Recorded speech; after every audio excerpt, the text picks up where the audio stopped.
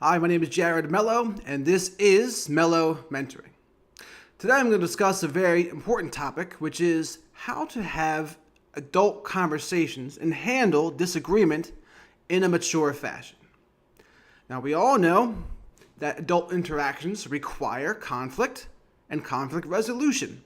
We have to be able to disagree with one another without it turning into an all-out fight or frenzy. And the first step is to actually open up the actual discussion, right? We have to talk to people that have differing ideas than us. Because if we don't talk to them, all we do is become resentful and we don't get to the bottom of anything. So it's important to have a conversation. Sometimes people are afraid to have a conversation. They don't even want to hear the other side's viewpoints.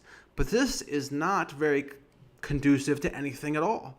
And we have to expose our ideas to the other side's views, because if we are truly to believe our own side's views in any topic, we want to hear what other people have to say. We want to hear the best that the other side has to say so we can make our own arguments that much stronger. This is the correct mindset to have. Now, there is a difference between a discussion and an argument.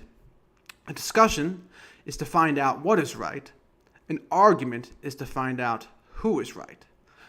Many people, they come into any sort of debate wanting to prove themselves right. And this is not the right attitude to have. It's not good to really be married to our ideas. We have to always remember, when the facts change, we need to learn to change our mind. When the facts change, we have to learn to change our mind. So we can't be married to our own ideas, because that is pretty egotistical to try to always prove ourselves right like that. So we want to have discussions. We want to be able to be willing to discuss things that other people may disagree with, and we want to be open to the actual debates, because we want to be able to either make our own position stronger or learn where we're wrong. Stephen Covey said to seek first to understand rather than to be understood. And I think that's a good frame of mind to have. So in the discussion, we want to be able to repeat back the person we're talking to's view. Say, hey, let me make sure I'm hearing you correctly. You're saying X. And you don't use X's flimsy argument. You make the best argument for them that you possibly can. They call that steel manning. But we want to steel man each other's viewpoints. And hopefully, they will be able to do this for you too. And we want to be able to remain calm throughout most of this too, because granted, we might be talking about some very heated topics, but we want to be able to keep our cool, because often the person who gets emotional first stops thinking rationally first as well. But when we can keep our cool, we're much more likely to be able to get our point across, or at least be open to the idea that we're wrong. When we get pissed, now, that's when other nonsense starts to happen. But what else goes wrong in discussions today? People start calling each other names, and they attack each other personally just because they have a different view on a topic than them. This is not healthy or adult at all either. We want to stick to the ideas. We are not our ideas. We are not our thoughts.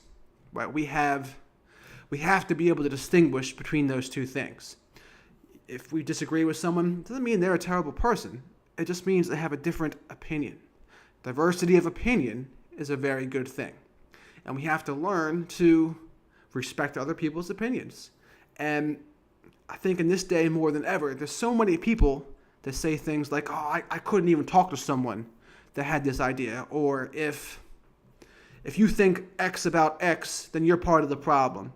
I don't like that kind of thinking. It creates a us versus them mentality. And I like what Martin Luther King Jr. said, and I'd heard this on Sam Harris's podcast. Jonathan Haidt said it. But Martin Luther King Jr. said, when I am feeling excluded and my brothers and sisters are being excluded by a group of people, I want to create a bigger circle around them to include them. That is the whole point here. We want to be able to include the people, even the ones that we disagree with. And I think Oliver Wendell Holmes Jr., who was a Supreme Court justice, said, if there's going to be anything in the Constitution that we hold to tightly, more than anything else, it's the freedom for speech. And not just the freedom for speech that we agree with, but most importantly, the speech that we disagree with. This is extremely important. And as long as we can have this mindset, none of the conversations will turn too toxic. You don't get too personal. You don't call each other's names. You try to stay cool, calm, and collected. You try to find out what is right as opposed to who is right. You become willing to change your mind when the facts change, and you try to stay calm. You don't become too emotional. As long as those criteria can be met, and you're both willing to be intellectually honest with one another, there should be healthy disagreements. That is it. They will no longer be toxic. They will be healthy. Because it doesn't have to get that personal. Just because we disagree about something does not mean that we should hate each other as people and never talk to that person again. Like, no. I like to learn things about other people's opinions.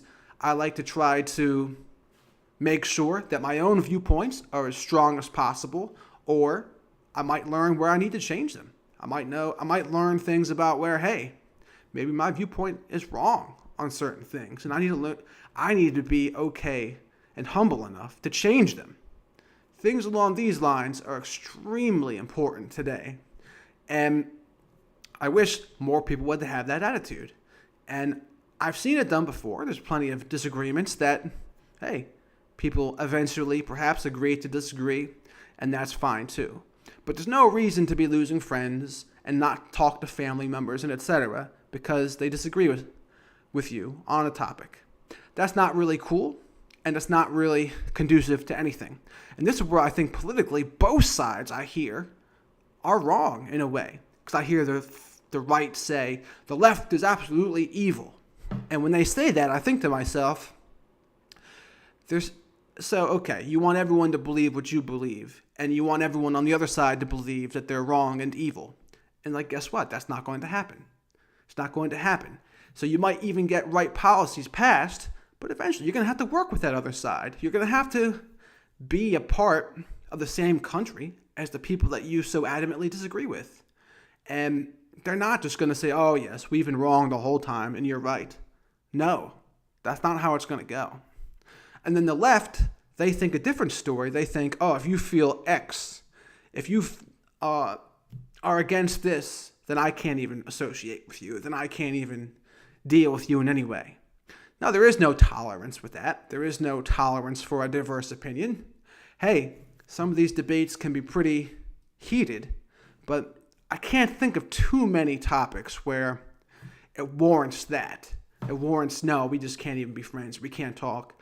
I mean, if someone's going to be outright racist and say, yes, I think that blacks are inferior to whites, then yeah, that's not very good. That's not good at all. But outside of something like that, we should be able to keep our cool. And they have to realize that rather than turn our backs on the people on the other side, so rather than the left turning their backs to the people on the right, you want to try to include them somehow. You want to come together with them somehow on common ground. And that's the same thing I would say to the person on the right.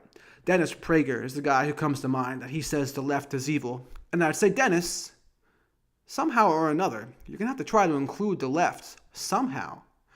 And to say they're evil, that creates another us versus them mentality. Not cool.